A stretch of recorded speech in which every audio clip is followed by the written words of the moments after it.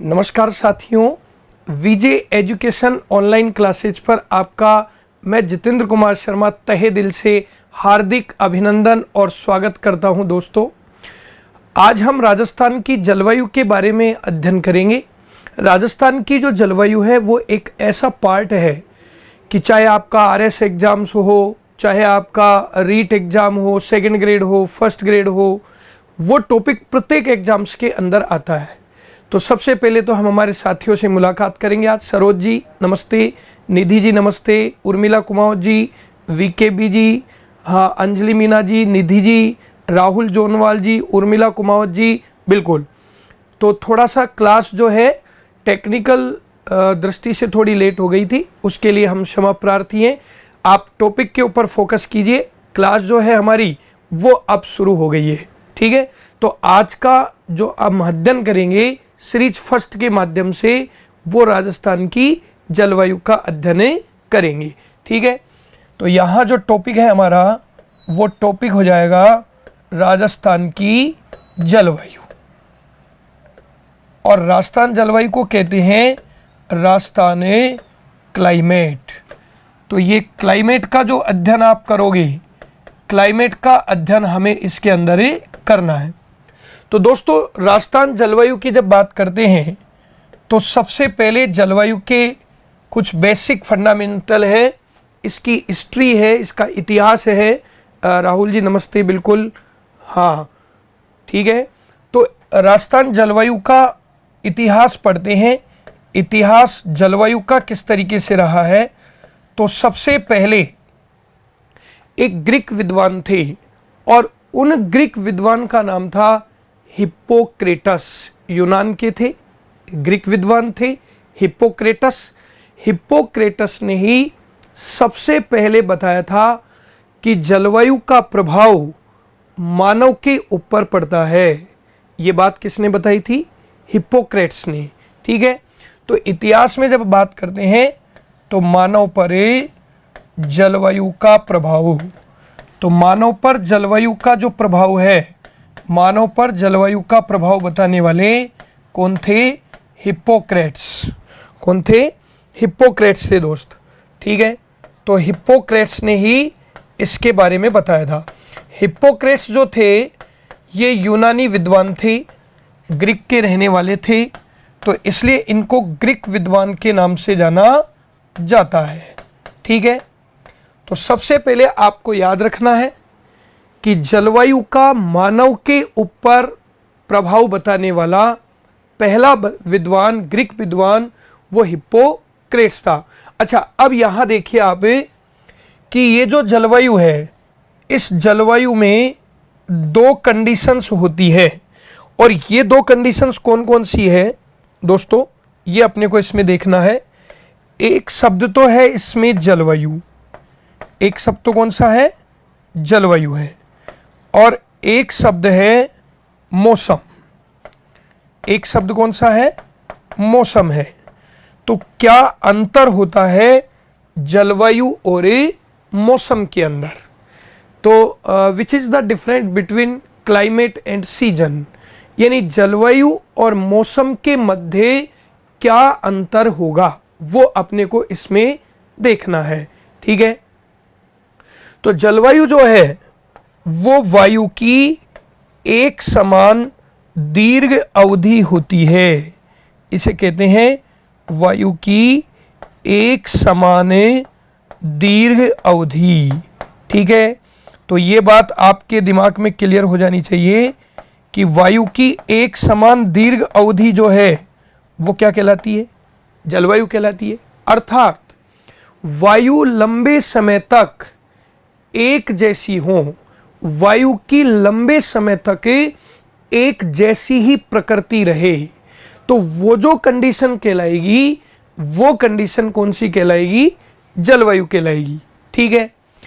अब मौसम की बात करें तो मौसम जो है, इसके बारे में सबसे पहले बताने वाला, तो मौसम के बारे में जो सबसे पहले बताया था दोस्तों, मौसम के बारे में बताने वाला वही ग्रीक विद्वान, और उस ग्रीक विद्वान का नाम था अरस्तु। कौन था? अरस्तु था। तो इसलिए मौसम संबंधित जो जानकारी है सर्वप्रथम वो किसके द्वारा दी गई थी? अरस्तु के द्वारा दी गई थी। ठीक है, अरस्तु के द्वारा। बिल्कुल अंजलि मीना जी, आपने पढ़ा है, बहुत अच्छी बात है मुझसे। अब आप यहाँ भी पढ़िए, विजय एजुकेशन के माध्यम से पढ़िए।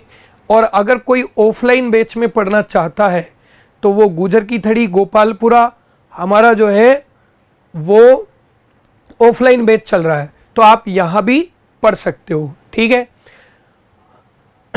ग्रीक विद्वान जो अरस्तु थे उन्होंने मौसम के बारे में बताया। अच्छा, मौसम क्या होता है?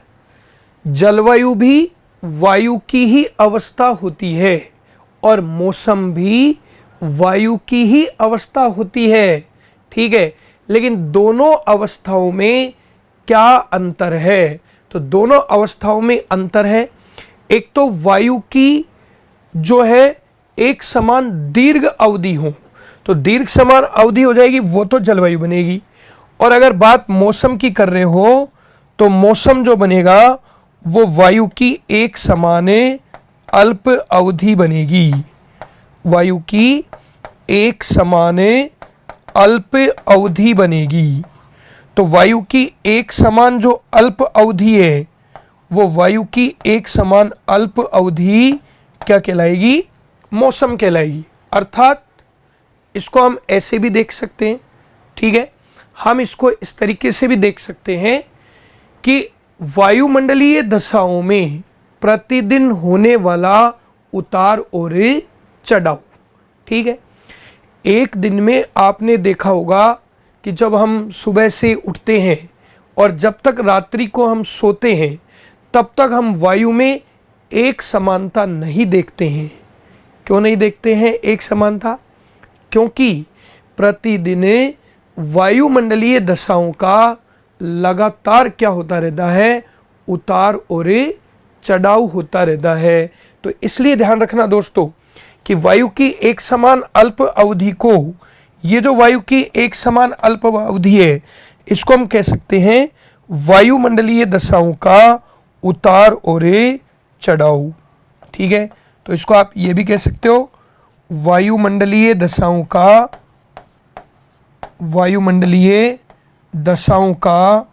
उतार और चढ़ाव, दशाओं का प्रतिदिन उतार और चढ़ाव।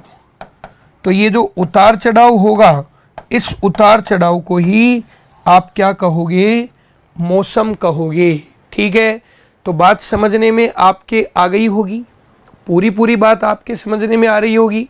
ठीक है, अगर वायु एक समान लंबे समय तक एक जैसी ही रहती है। हाँ Vinod sir good evening, VKB chemistry बिल्कुल, निधि जी नमस्ते, राहुल, उर्मिला कुमावत बिल्कुल साहब।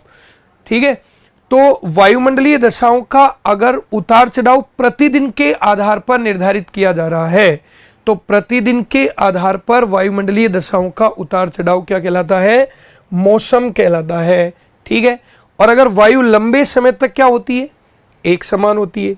तो इसलिए इसके अंदर जो कंडीशन होगी जलवायु में, जलवायु से ही किसका निर्धारण होता है? ऋतुओं का निर्धारण होता है। जलवायु से ही क्या होती है? ऋतुएं। तो ऋतुओं को जब पढ़ोगे आप तो ऋतुओं के अंदर लंबे समय तक क्या रहती है? वायु एक समान रहती है। तो इसलिए ये वाली बात आपके पूरी समझने में आ गई होगी। एक बार आप जो है इसको अच्छे से देख लो, स्क्रीनशॉट भले ही लेना चाहते हो इसका तो स्क्रीनशॉट भी ले लो। ठीक है, दलवीर सिंह जी नमस्कार। ठीक है, अगर इतनी बात आपके समझने में आ गई हो तो मुझे थम्स अप करके आप मैसेज कर दो फटाफट। अरे थम्स अप करके मैसेज कर दो फटाफट, थम्स अप कर दो। अगर इतनी बात समझने में आ गई है तो थम्स अप करके मैसेज कर दो फटाफट। मैं आपके कमेंट का इंतज़ार कर रहा हूँ ताकि आगे चलें, क्योंकि फिर हम जलवायु के जो दो महत्वपूर्ण पक्ष हैं, एक तो तापमान और एक वायु दाब। ठीक है, तो फिर तापमान और वायु दाब के ऊपर हम स्टडी करेंगे, उन दोनों का रिलेशन देखेंगे, टेम्परेचर और प्रेशर का। अरे थम्सअप नहीं आया अभी तक आपका? बिल्कुल, दलवीर सिंह जी का थम्सअप आ गया है। हाँ साहब, इतनी बात समझने में आ गई तो आगे चले, इतनी बात समझने में आ गई हो तो आगे चले।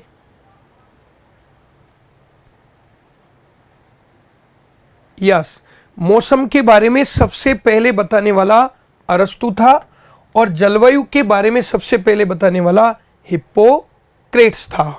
ठीक है, ये उर्मी जी गुड इवनिंग। बिल्कुल, राहुल जी क्लास चल रही है, अंजलि मीना जी आप क्लास ले रही हो, बहुत अच्छी बात है। विजय एजुकेशन जो है वो आपके लिए एक सुनहरा अवसर लेकर के आया। यूट्यूब पर आप राजस्थान ज्योग्राफी का पूरा भरपूर आनंद लोगे। ठीक है दोस्तों, तो आगे चलते हैं।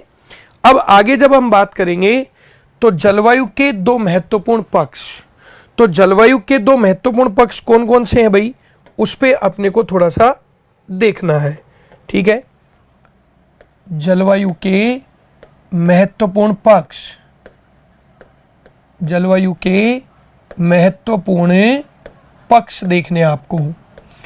और जब जलवायु के महत्वपूर्ण पक्ष देखोगे तो पूरी जो जलवायु है, पूरी जलवायु का अध्ययन ही इन दो पक्षों के ऊपर डिपेंड करता है।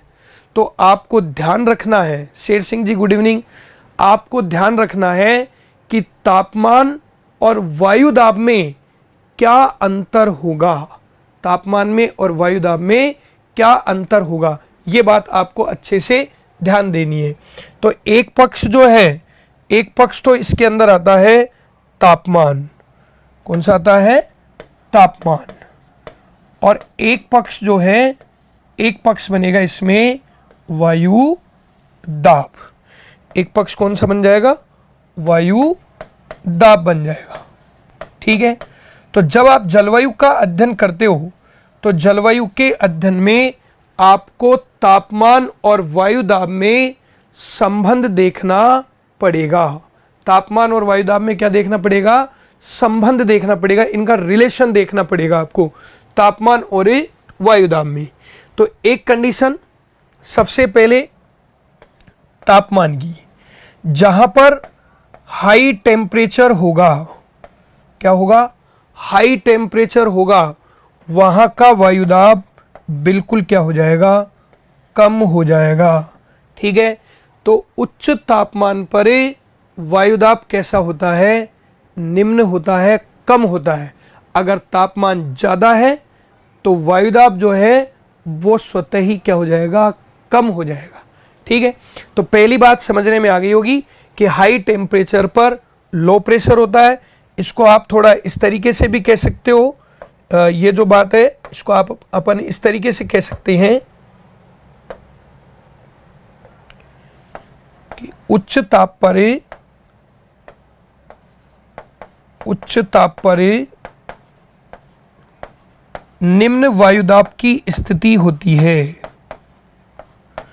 उच्च ताप पर निम्न वायुदाब की स्थिति होगी, इस बात को अपन ऐसे भी कहेंगे। अच्छा, अब मेन मुद्दे वाली बात यह है, मलिका कुमार जी गुड इवनिंग, बिल्कुल गुड इवनिंग, शेर सिंह जी नमस्कार। हाँ दोस्तों, अब ये बात समझने वाली ये है कि यदि तापमान ज़्यादा हो गया तो वायुदाब क्या हो जाएगा, कम हो जाएगा। लेकिन ये कम क्यों होता है, इसका कारण क्या है, तो इसका जो कारण है, इसका मूल कारण है यहाँ पर तापमान कम होने का। तो तापमान कम होने का जो मूल कारण बनेगा, वो मूल कारण बन जाएगा अत्यधिक तापमान पर, अत्यधिक तापमान पर वायु क्या हो जाती है, गर्म हो जाती है। वायु क्या हो जाती है, गर्म हो जाती है। तो अत्यधिक तापमान पर वायु क्या होती है, गर्म होती है। और गर्म वायु की एक प्रकृति होती है, गर्म वायु का एक स्वभाव होता है। और वो गर्म वायु का स्वभाव क्या है भाई, कि जब वायु गर्म हो जाएगी तो गर्म वायु कैसी हो जाएगी, हल्की हो जाती है। गर्म वायु कैसी हो जाती है, गर्म वायु हल्की हो जाती है। तो गर्म वायु हल्की होगी और हल्की होकर के ऊपर उठ जाएगी, हल्की होकर के क्या हो जाएगी, ऊपर उठ जाएगी।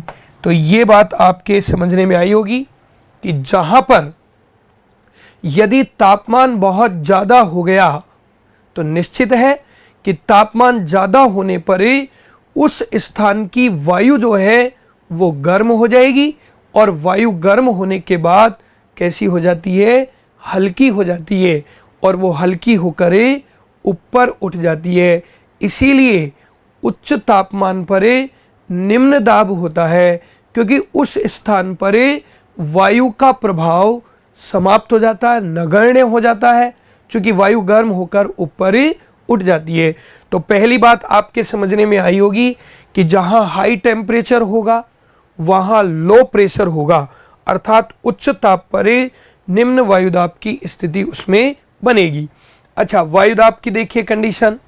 तो वायुदाब की कंडीशन क्या है, तो वायुदाब की जब कंडीशन देखोगे आप तो इससे भी आपको बहुत कुछ स्पष्ट हो जाएगा वायुदाब की कंडीशन में, कि जहां पर उच्च वायुदाब होगा, जहां वायुदाब क्या होगा, अधिक होगा, तो उच्च वायुदाब पर कंडीशन क्या होती है, निम्न तापमान। उच्च वायुदाब पर कंडीशन क्या होती है, निम्न तापमान की कंडीशन होती है। ठीक है, बिल्कुल Dalvir Singh ji, high temperature low pressure, बिल्कुल सही है। तो उच्च वायुदाब पर ये जो स्थिति होगी, ये उच्च वायुदाब पर निम्न तापमान होगा। इसको आप कैसे लिखोगे, तो इसको हम लिखेंगे हाई प्रेशर पर लो टेम्परेचर।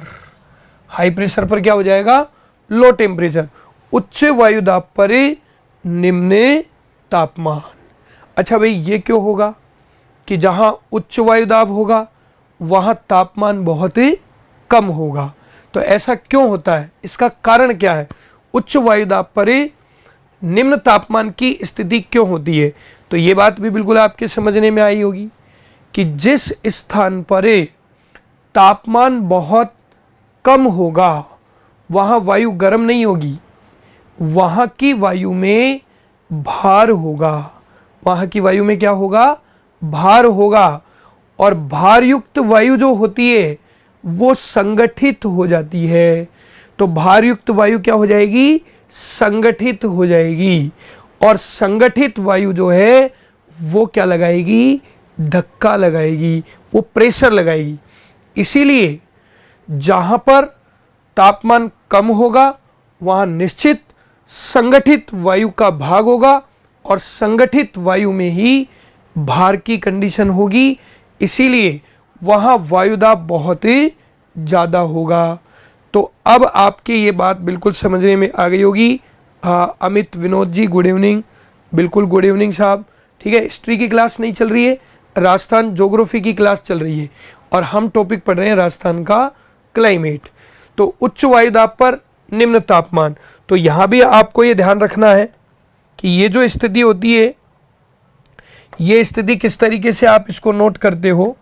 तो इसमें आपको ध्यान रखना है कि जहाँ पर जिस स्थान पर, तो जिस स्थान पर तापमान क्या होगा, कम होगा, तापमान कम होगा, तो तापमान कम होगा तो वायु कैसी हो जाएगी, तो वायु संगठित होगी। वायु क्या हो जाएगी, संगठित होगी, और संगठित वायु में क्या होगा, भार, और वायु में क्या हो जाएगा, वायु में भार होगा, और भारयुक्त वायु जो है वो उच्च दाब वाली कंडीशन को क्रिएट करेगी। तो आपको ये जो बात है, ये बात भी आपको इसके अंदर ध्यान रखनी है। अपन दोनों का रिलेशन पढ़ रहे हैं, टेम्परेचर का और प्रेशर का। अब जिन लोगों को इतनी बात समझने में आई है, ठीक है, वो आगे इसमें देखेंगे कि अगर आपको तापमान और वायुदाब में रिलेशन देखना है, तापमान और वायुदाब में रिलेशन देखना है, ठीक है ना, तापमान और वायुदाब में रिलेशन देखना है, तो फिर आप उसको इस तरीके से भी समझ सकते हो कि ताप और दाब एक दूसरे के क्या होते हैं, विपरीत होते हैं। ताप और दाब एक दूसरे के क्या होते हैं, विपरीत। तो आप इन दोनों का जो रिलेशन है, इन दोनों के रिलेशन में इतनी सी भी बात याद रख सकते हो कि ताप और दाब एक दूसरे के क्या होते हैं, विपरीत होते हैं। क्या होते हैं, विपरीत होते हैं। ठीक है, अब यहां तक जिसके ये बात समझने में आ गई होगी तो सब थम्स अप करके बता दो भाई, थम्स अप करके डाल दो कमेंट में कि साहब हमारे यहाँ तक ये बात समझने में आ गई। ताप और दाब का जो रिलेशन है वो हमारे समझने में आ गया है। ठीक है, ताप और दाब का जो रिलेशन है वो हमारे समझने में आ गया है। तो हम और आगे इसके अंदर बातें करेंगे। तो वायु का प्रवाह देखेंगे, वायु किस तरीके से ड्रिफ्ट करती है, वायु किस तरीके से प्रवाह करती है, वायु की गति क्या होती है, किस तरीके से वायु चलेगी। ठीक है, तो इतनी बात जो है वो समझने में आ गई है। बिल्कुल, अभी मुझे आपके थम्सअप, हाँ अमित जी का थम्सअप आ गया है, उर्मिला जी का नहीं आया अभी, दलवीर सिंह जी का आ गया है। बिल्कुल अपोजिट दलवीर जी, आपने बिल्कुल सही समझा है कि टेम्परेचर और प्रेशर एक दूसरे के दोनों क्या होते हैं, अपोजिट होते हैं। ये बाकी लोगों का नहीं आया भाई, बाकी लोगों के थम्सअप नहीं आए। ठीक है ना, शेर सिंह जी बात समझ में आ गई आपके। ठीक है, चलो साहब, तो आगे बात करेंगे इसमें कि वायु का जो प्रवाह है, वायु का प्रवाह किस तरीके से होगा। तो हवा चलती है सदैव उच्च दाब से निम्न दाब की ओर। हवा चलेगी किससे किसकी ओर, उच्च दाब से निम्न दाब की ओर चलेगी। तो यहां से बात करेंगे अपन वायु का प्रवाह, वायु का प्रवाह। और वायु का जो प्रवाह है, वायु का प्रवाह किस तरीके से होता है। तो वायु का जो प्रवाह है, वायु का प्रवाह होगा उच्च दाब से निम्न दाब की ओर। वायु गति करेगी उच्च दाब से निम्न दाब की ओर, उच्च दाब से निम्न दाब की ओर। ठीक है, अच्छा, हवा सदैव हाई प्रेशर से लो प्रेशर की ओर ही क्यों चलती है। हवा जो है वो सदैव हाई प्रेशर से लो प्रेशर की ओर ही क्यों चलती है, ये गति उच्च दाब से निम्न दाब की ओर ही क्यों होती है। ठीक है ना, हवा का जो प्रवाह है वो उच्च दाब से निम्न दाब की ओर ही क्यों होता है, क्योंकि जहां उच्च दाब का क्षेत्र बनेगा उस उच्च दाब के क्षेत्र में वायु में क्या हो जाएगा, भार होगा। वायु में क्या होगा, भार होगा, भार। और भार युक्त वायु जो है, भार युक्त वायु ही क्या करेगी, धक्का लगाएगी। तो भार युक्त वायु ही क्या करती है, धक्का लगाती है। ठीक है, इसीलिए वायु सदैव जो है वो उच्च दाब से किसकी तरफ होता है, निम्न दाब की ओर होता है। ठीक है दोस्तों, तो बात समझ में आ रही होगी। अगर कोई स्टूडेंट हमसे ऑफलाइन पढ़ना चाहता है जयपुर के अंदर तो वो देरी ना करे और विजय एजुकेशन गोपालपुरा बाईपास गुजर की थड़ी जयपुर पर हमारा ऑफलाइन बैच चल रहा है, तो आप ऑफलाइन का भी आनंद ले सकते हो। ठीक है, और ऑनलाइन जो क्लासेज है वो तो विजय के प्लेटफॉर्म पर आप देख ही रहे हो। तो ये बात भी आपके दिमाग में होनी चाहिए, ये बहुत अच्छा क्वेश्चन आता है। ठीक है, कि वायु सदैव चलती है, तो वायु सदैव चलेगी उच्च दाब से निम्न दाब की ओर चलेगी। ठीक है, सभी के समझने में आ रहा है। ठीक है ना, हाँ जी। तो बड़े ध्यान से और बड़े मन से आप एक एक बात को समझते जाइए। निश्चित है कि जो आप पढ़ रहे हो वो आपके लिए सही समय पर सही रूप से कारगर साबित होगा। ठीक है दोस्तों, तो आगे चलते हैं, एक क्वेश्चन बना देते हैं। क्योंकि देखो सबसे मेन इंपॉर्टेंट बात क्या होती है कि स्टूडेंट को प्रश्न पढ़ने की और प्रश्न समझने की कला आनी चाहिए। ठीक है, बिल्कुल उच्च से निम्न, हाँ इसको कह सकते हो ना आप, उच्च दाब से किसकी ओर चल रही है, निम्न दाब की ओर ये कंडीशनें हो रही है इसमें। तो ये बात जो है ये भी आपके इसमें समझने वाली बातें हो गई। अच्छा, एक प्रश्न जो है, एक प्रश्न मैं आपसे पूछ रहा हूं, आप उसका फटाफट आंसर दोगे। ठीक है, प्रश्न क्या है अपना, प्रश्न है यदि किसी स्थान का, यदि किसी स्थान का वायु दाब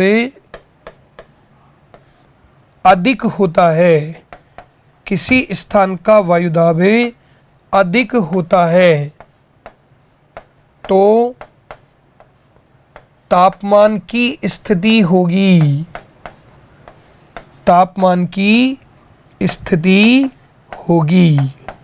तो ये बात आपको बतानी है, आंसर आपको देना है। आपने इतना पढ़ा है उसी में से है ये। ठीक है, यदि किसी स्थान का वायुदाब अधिक होता है तो तापमान की जो स्थिति है वो होगी, ए इसका है, ए जो देख रहे हैं अपन, ए इसमें आ जाएगा।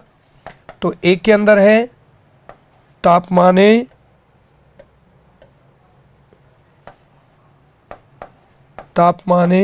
बढ़ेगा, तापमान क्या होगा, बढ़ेगा। बी है इसमें तापमान घटेगा, तापमान घटेगा। सी है तापमान यथावत रहेगा, तापमान यथावत रहेगा। ठीक है, और डी है इसमें कह नहीं सकते, कह नहीं सकती। बताओ, आप मुझे फटाफट कमेंट करके बता दो, जल्दी से आपका आंसर आ जाना चाहिए। तो कमेंट करना चालू कर दो और आंसर देना चालू कर दो। यदि किसी स्थान का वायुदाब अधिक होगा तो वहां तापमान की स्थिति क्या होगी। तो आंसर दो फटाफट फटाफट, स्क्रीन पर जल्दी से आंसर दे दो। क्या आएगा, ए आएगा, बी आएगा, सी आएगा, डी आएगा। इसके अंदर क्या आएगा, जल्दी बताओ फटाफट, जल्दी बताओ तुरंत प्रभाव से, जल्दी बताओ भाई, फटाफट फटाफट आंसर बताओ। ठीक है, दलवीर सिंह जी का आंसर आ रहा है, लो बिल्कुल। सरोज कुमारी का, सरोज कुमारी जी ए बता रही है। देख लेना, वायुदाब बढ़ेगा तो तापमान क्या होगा वो बताना है आपको। अच्छे से समझ, अच्छे से बताओ आंसर। बाकी लोगों का आंसर नहीं आ रहा भाई, क्या बात है। अमित जी का आंसर, अमित जी का आंसर नहीं आया, दलवीर सिंह जी का आ गया, बाकी लोगों का आंसर नहीं आ रहा है। अरे जल्दी से कमेंट करके बताओ कि इसका आंसर क्या होगा। ये जो प्रश्न है इस प्रश्न का आंसर क्या होगा। तो मैंने अभी तो आपको बताया था कि अगर हाई प्रेशर हो गया, किसी स्थान पर क्या हो गया, हाई प्रेशर हो गया। बिल्कुल सरोज जी का बी आ रहा है, बी आंसर। हाँ, तो हाई प्रेशर हो गया तो वहाँ टेम्परेचर क्या हो जाएगा, लो हो जाएगा। इसलिए तापमान क्या होगा, घटेगा। तापमान क्या हो जाएगा, घट जाएगा। यानी घटना कह दो आप इसको, या तापमान की कौन सी स्थिति होगी, निम्न तापमान की स्थिति इसके अंदर ही बनेगी। ठीक है दोस्तों, तो ये बात जो है आपको पूरी पूरी ध्यान रखनी है। ठीक है, कि जहाँ वायुदाब बढ़ गया वहाँ तापमान की स्थिति क्या हो जाएगी, कमी हो जाएगी तापमान की, निम्न तापमान होगा, तापमान वहाँ पर घट जाएगा। ये बाकी के लोगों ने आंसर नहीं दिया भाई, क्या बात थी, थोड़ा सा अच्छे से देखो इसको। तो वायु सदैव चलेगी उच्च दाब से निम्न दाब की ओर चलेगी। तो वायु का प्रवाह होगा उच्च दाब से निम्न दाब की ओर। तो एक कंडीशन जो है, एक कंडीशन तो हमने अच्छे से समझ ली है तापमान और वायु दाब की। तापमान का और वायु दाब का जो रिलेशन है वो हमने इसमें देखा है। अब एक प्रकृति और पढ़ेंगे भाई, और वो प्रकृति किसकी होगी, वो प्रकृति होगी जल और स्थल की। तो आपको जल और स्थल की प्रकृति देखनी है कि जल का स्वभाव कैसा होता है और स्थल का स्वभाव कैसा होता है। तो वहाँ आपके जल और स्थल वाली जो बात है वो भी पूरी पूरी समझने में आनी चाहिए। ठीक है, तो अगली जो बात हो जाएगी हमारी, अगली बात होगी जल और स्थल की प्रकृति। जल व स्थल की प्रकृति, ये भी इसका एक बहुत इंपॉर्टेंट फैक्ट है भाई, आपको ये पूरा ध्यान रखना है इसमें। जल व स्थल की प्रकृति, तो दोनों की प्रकृति कैसी होगी। जल की प्रकृति क्या है, जल का नेचर क्या है, और स्थल का नेचर क्या है, वो आपको इसमें देखना है। तो पानी की प्रकृति होती है, पानी का एक नेचर होता है कि जल पानी, ठीक है, देरी से गर्म और देरी से ही ठंडा होता है, जबकि स्थल जो है वो जल्दी ही गर्म और जल्दी ही ठंडा हो जाता है। ठीक है, तो इसीलिए तो रेगिस्तान के दिन जो होते हैं वो बहुत गर्म होते हैं और रातें बड़ी सुहावनी होती है। रेगिस्तान की रातें बड़ी सुहावनी होती है। उसका कारण है कि धरातल या स्थल या सरफेस वो जल्दी ही गर्म हो जाता है और जल्दी ही ठंडा हो जाता है। तो धरातल की प्रकृति इसके लिए उत्तरदायी होती है। तो सबसे पहले जल को देखोगे आप, जल की जो प्रकृति है, तो जल का स्वभाव, जल की जो प्रकृति होगी वो जल की प्रकृति हो गई अपनी इसके अंदर है कि जल जल्दी ही गर्म और जल्दी ही क्या हो जाएगा, ठंडा हो जाएगा। तो इसको देखोगे, जल्द ही गर्म, धीरे धीरे गर्म और धीरे धीरे ठंडा। जल की जो प्रकृति है, जल की प्रकृति हो जाएगी धीरे धीरे गर्म व धीरे धीरे ठंडा। तो धीरे धीरे ही गर्म होगा और धीरे धीरे ही क्या होगा, ठंडा होगा। बिल्कुल साहब, सरोज कुमारी जी आपका आंसर बिल्कुल सही था। दलवीर सिंह जी आपका भी आंसर बिल्कुल ही सही था, बहुत अच्छा आंसर आपने दिया। तो धीरे धीरे गर्म और धीरे धीरे ही क्या होगा, ठंडा हो जाएगा। ये तो होगी जल की प्रकृति। अब प्रकृति आपको देखनी है किसकी, स्थल की प्रकृति देखनी है। किसकी प्रकृति देखनी है, स्थल की प्रकृति देखनी है। तो जब आप स्थल की प्रकृति देखोगे तो स्थल की जो प्रकृति है वो आपको पता चल जाएगी कि स्थल जल्दी तो गर्म हो जाता है और जल्दी ही ठंडा हो जाता है। तो स्थल की प्रकृति बन जाएगी जल्द ही गर्म, जल्द ही गर्म व जल्द ही ठंडा। जल्द ही गर्म व जल्द ही क्या हो जाएगा, ठंडा हो जाएगा। तो ये जो प्रकृति है, ये प्रकृति किसकी होती है, स्थल की प्रकृति होती है। इसलिए ध्यान रखना, इसलिए होता है कि मरुस्थल के दिन जो हैं वो गर्म होते हैं। मरुस्थल के दिन जो हैं वो गर्म होते हैं, दिन गर्म होते हैं और रातें सुहावनी होती है। वह रातें जो है वो क्या होती है, सुहावनी। तो वहाँ पर ये जो कंडीशन है, ये कंडीशन पड़ी कि मरुस्थल के दिन गर्म और रातें बड़ी सुहावनी। इसका मूल कारण क्या है, इसका मूल कारण है धरातल की प्रकृति। मूल कारण क्या हो गया इसका, इसका मूल कारण हो जाएगा धरातल की प्रकृति। तो धरातल की प्रकृति होती है भाई इसमें। ये भी क्वेश्चन आपके परीक्षाओं में पूछा गया क्वेश्चन है, इसलिए प्रत्येक कंटेंट जो है वो आपका बहुत अच्छा होना चाहिए।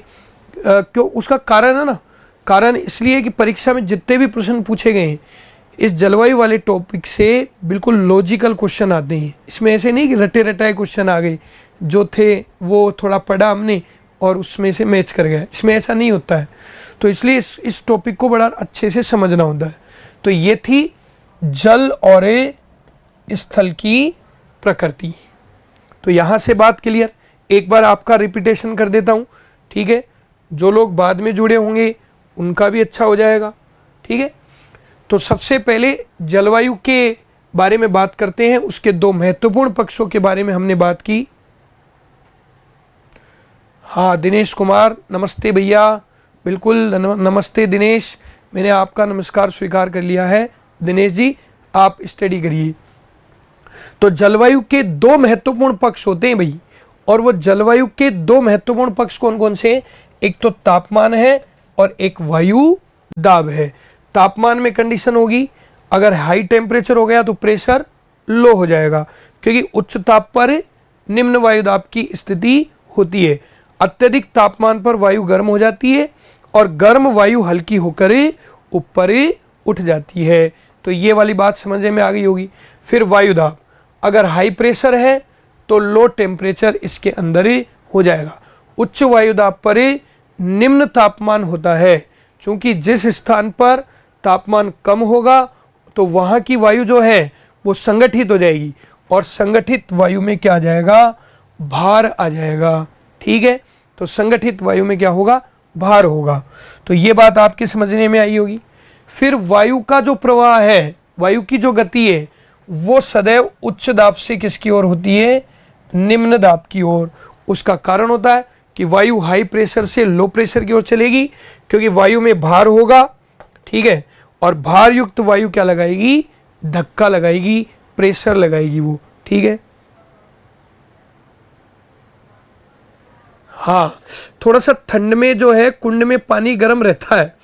देखो ऐसा है कि पानी की जो प्रकृति है और मानव की जो प्रकृति है उसमें थोड़ा परिवर्तन देखने को मिलता है, कि जैसे आपकी गर्मी और सर्दी ये ऋतुएं आती है तो मानव का शरीर का जो तापमान है वो भी उसके अनुरूप ही बदल जाता है, क्योंकि मानव में एक सबसे अच्छा गुण पाया जाता है अनुकूलनता का, एडिएशन पाया जाता है।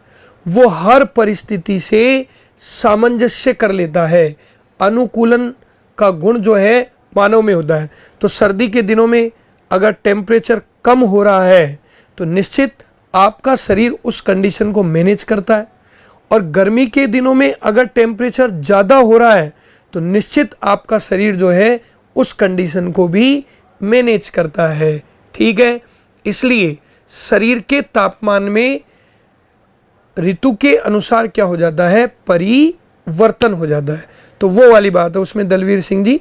ठीक है, हाँ तो ये भी बात आपके समझ में आ गई कि हाई प्रेशर से लो प्रेशर की ओर चलती है, क्योंकि वायु में क्या होता है? भार होता है। तो भार युक्त वायु क्या लगा देती है? धक्का लगा देती है।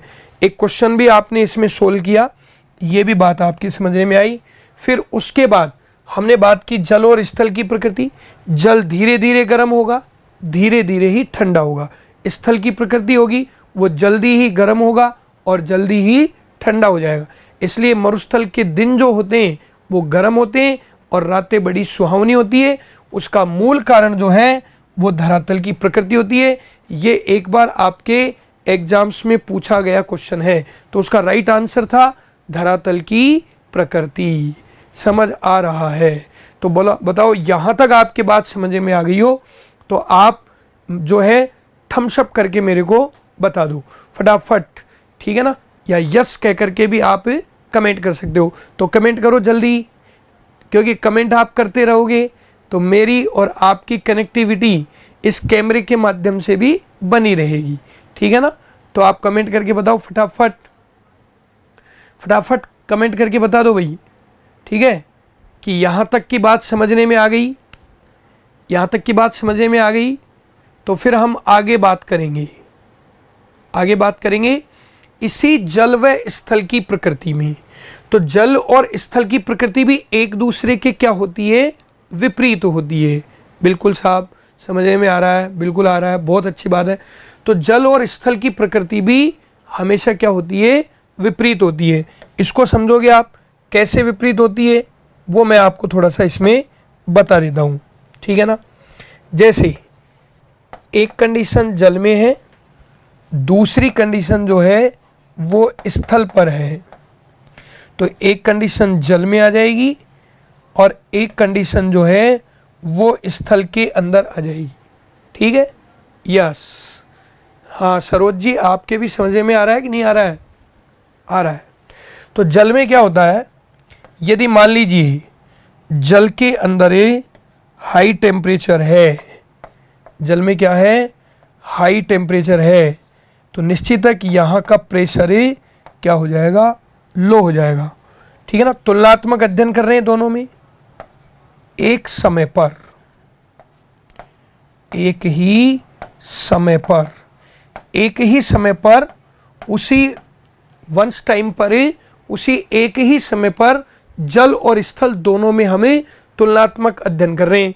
तो जल में हाई टेम्परेचर है तो निश्चित है कि वहां लो प्रेशर होगा, और अगर इधर जल में हाई टेम्परेचर है तो उसी समय यहां स्थल पर टेम्परेचर तो क्या हो जाएगा, लो, और प्रेशर क्या होगा, हाई। प्रेशर क्या हो जाएगा, हाई हो जाएगा, उच्च दाब हो जाएगा। ठीक है। तो देखो तुलनात्मक अध्ययन पता चला कि पानी में हाई टेम्परेचर है तो स्थल पर लो टेम्परेचर है। दूसरा तुलनात्मक अध्ययन आपको पता चला उसके अंदर तो दूसरी बात पता चल गई हमको कि यदि जल के अंदर लो प्रेशर है तो स्थल पर हाई प्रेशर है। तो इसका मतलब जल और स्थल की प्रकृति भी एक दूसरे के क्या होती है, विपरीत होती है। तो ये बात भी आपके समझने में आ गई होगी। ठीक है ना। जल और स्थल की प्रकृति भी एक दूसरे के विपरीत होगी, अपोजिट होगी। तो ये सारे कंटेंट जो है ये आप ध्यान रखोगे, इसका ध्यान से इसको दिमाग में रखोगे, क्योंकि जब आप जलवायु पढ़ोगे, ऋतुओं का निर्धारण करोगे, तो आपके ये सारी जो बातें हैं ये आपके उसके अंदर आ जाएगी। ठीक है दोस्तों। तो यहाँ तक की जो बात थी वो मैं आशा करता हूँ कि आपके बहुत अच्छे से समझने में आ रही होगी, या अच्छे से समझने में। बिल्कुल दलवीर जी, आप सही कह रहे हो, अपोजिट होती है कंडीशन एक ही समय पर। इसीलिए तो कहते हैं, क्या कहते हैं, इसलिए कि 6 महीने। चलो आप बता दो कि ये जो मैंने डायग्राम सेट कर रखा है यहाँ पर, high temperature low pressure, low temperature high pressure, तो इसमें हवा की दिशा बता दो मुझे आप। ठीक है ना। इसी समय पर मुझे आप हवा की दिशा बता दो।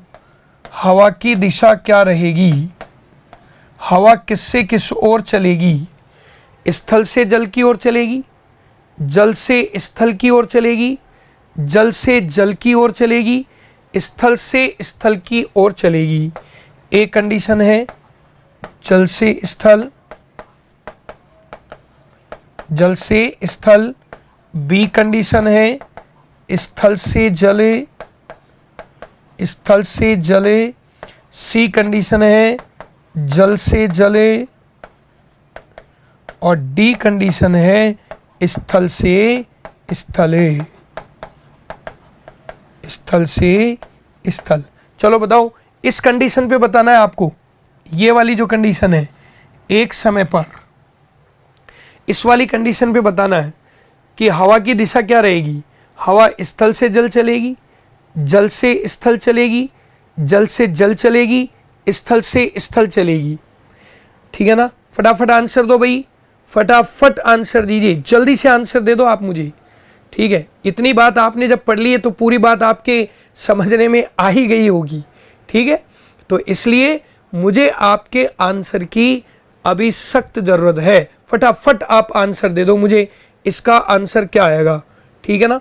जल्दी से आंसर दे दीजिए भाई, जल्दी से आंसर दे दीजिए फटाफट। ए आएगा, बी आएगा, सी आएगा, डी आएगा। बिल्कुल सही आंसर आ रहा है। सभी दोस्तों का बहुत अच्छा आंसर आ रहा है, लाजवाब, लाजवाब आंसर आ रहा है भाई। बी आंसर आएगा इसका। अरे स्थल पर क्या है, स्थल पर उच्च वायुदाब है, हाई प्रेशर है, और हवा चलती है सदैव उच्च दाब से निम्न दाब की ओर।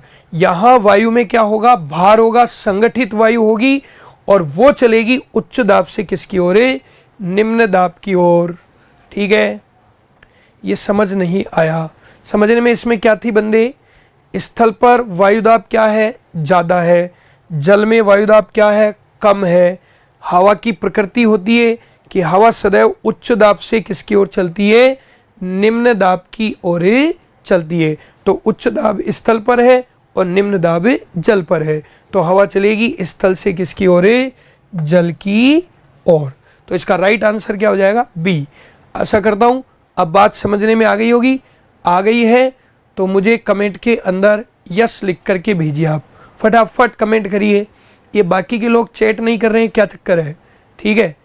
हाँ, आप जो है आप चैट नहीं कर रहे हो इसके अंदर, तो चैट करके बताओ, फटाफट बताओ मुझे कि बिल्कुल यहाँ तक की बात जो है वो हमारे पूर्ण रूप से समझने में आ गई है।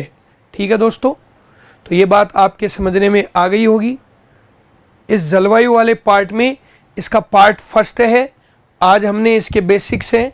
ओके, समझ आ गई, ठीक है। बिल्कुल दलवीर जी, सरोज जी, ठीक है ना, सभी को बहुत बहुत धन्यवाद। तो आज की जो क्लास है इसको हम यहीं पर विराम देंगे। फिर नेक्स्ट क्लास जो है वो जलवायु पार्ट 2 होगी। ये जलवायु पार्ट फर्स्ट है। इससे आगे की बात जो है वो हम नेक्स्ट क्लास के अंदर करेंगे। तो सभी को बाय बाय।